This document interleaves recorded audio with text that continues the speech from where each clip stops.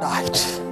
When I went to see Oyedepo and when we're in the hotel, the Lord told me that he's coming for my father and nothing can be done about that. I spoke to my brother who was with me in the hotel and I told him that my brother was going, my daddy was going. When I go home, in like 2 days, I was there when they told my dad has gone. When my dad died, at dawn, I took my car. On my way to the hospital, I was in tears. When I got to the hospital where I was going to see my father, somebody called me. He said, "Prophet of God, I've been calling you since dawn. You've not picking up. You have not been picking up." Because in this dispensation, in this part of the world, when we say prophet, we are saying that just need me, don't love me. Because what it takes for somebody to love you is different from what it takes for somebody to need you. So all that we experience is people who just need us and they don't love us. When you go to the hospital, you don't go to the hospital because you love the doctor. When you go to the bank, you don't go to the bank because you love the teller. When you come to the church, you don't come to the church because you love the pastor. And this is what pastors must understand. What brings people to church is need, not love.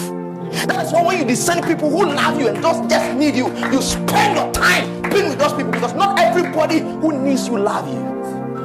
And the person called me on phone and the person started talking.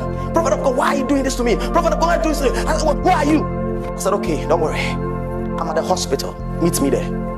In about 15 minutes, the person came to the hospital. The person didn't ask me, "What are you doing at the hospital this morning?" I said, "Prophet of God, blah blah blah, prophet of blah blah blah blah blah." And I wiped my tears. I didn't want to look like what I was going through. Because sometimes we have to hide our pain from you so that your faith is not bruised. I wiped my tears. And I looked at her and I said, "What do you want me to do?" She said, "I believe you can do something about it." I said, "Go on your knees."